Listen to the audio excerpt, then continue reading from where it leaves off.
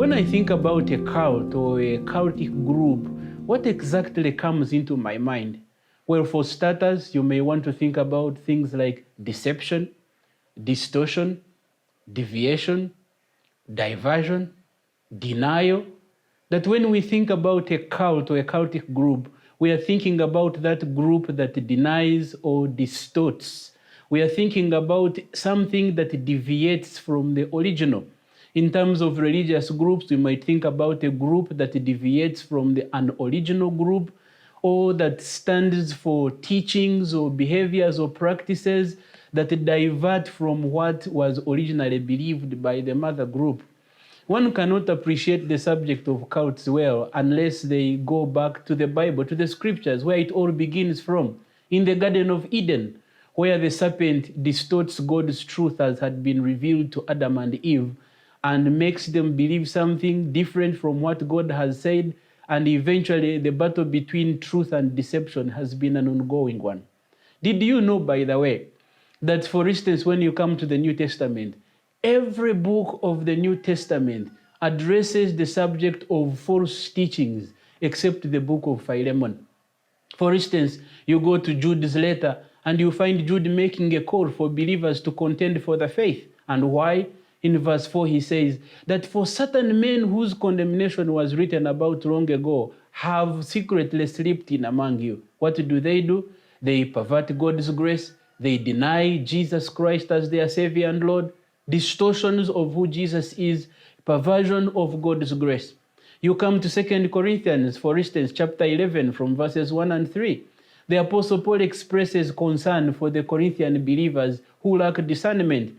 And what is his major concern? That the Corinthian believers do not know how to tell the difference between true preachers and false ones. You think about passages like from Acts chapter 20, where the Apostle Paul gives his farewell address to the Ephesian elders. And what does he say? I know after my departure, savage wolves will come in among you and will seek to devour the flock. He takes it much further and says, even from within among you, certain men will arise who will twist the truth, who will deny the truth, who will distort the truth. So when we think about a cultic group, we're thinking about those that pervert what is originally known to be true, those that deviate from what was previously held as true, those that distort, those that counterfeit. Several Bible passages point to the danger and challenge of false teachings, or of groups of preachers or leaders that take God's people away from the path of the truth into teachings that might sound like, almost look like the truth, but actually are not. When I think about cults or a cultic group, for instance, as a Ugandan, I'm reminded that not so long ago, in fact in the month of March, we were remembering the Kanungu cult tragedy anniversary 20 years down the road, of a cultic group that looked Christian in every sense of the word, used Christian terminology, welcomed and recruited Christians that really wanted to faithfully understand God, who believed that the end of the world was coming to pass simply because the leaders had apparently received visions of Jesus Christ telling them about the end of the world.